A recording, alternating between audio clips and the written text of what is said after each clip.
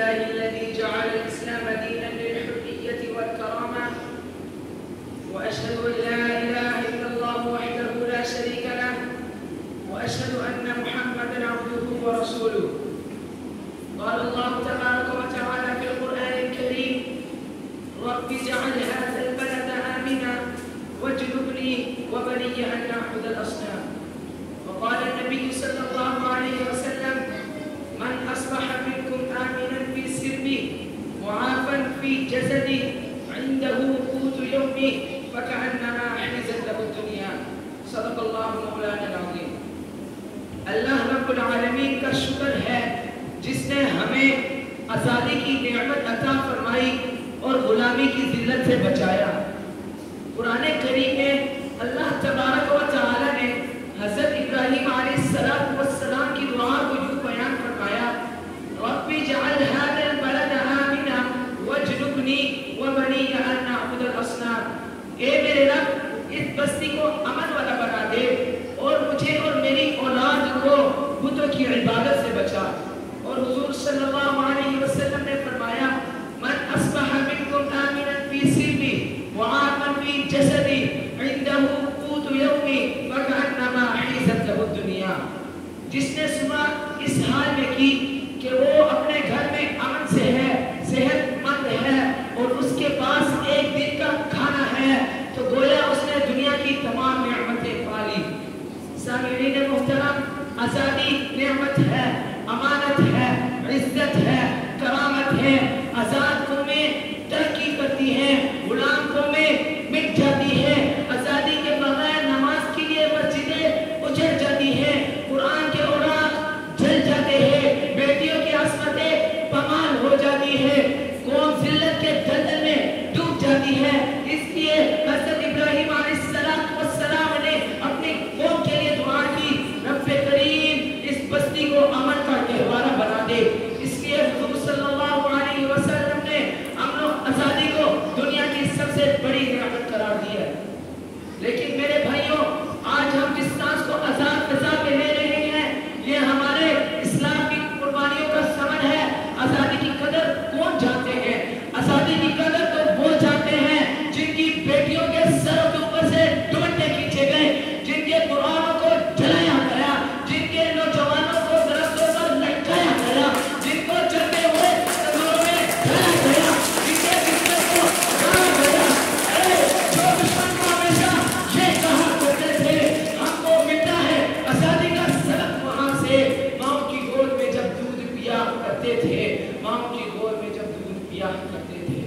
سامعین محترم، اب ذرا بلد صغیر کی تاریخ کے اس سیاہ باغ پر نظر ڈالیے.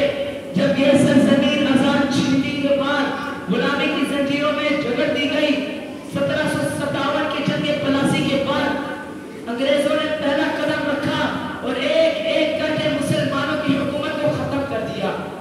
1799 میں میسور کے شیر ٹیپو سلطان رحمت اللہ علیہ کو شہید کر کے انہوں نے ہندوستان کی آخری مزاحمت کو بھی کچل دیا. 1803 میں لال قلعے سے ایسٹ انڈیا کمپنی کی سازش سے یہ اعلان کیا گیا کہ خلقت خدا کی، ملک بادشاہ کا، حکم بہادر کمپنی کا. اس وقت سب سے پہلے حضرت شاہ عبدالعزیز محدث دہلوی نے یہ اعلان کیا کہ انگریز ہندوستان پر قابض ہو گئے، مسلمانوں پہ فرض ہے کہ وہ اس کو آزاد کر دے.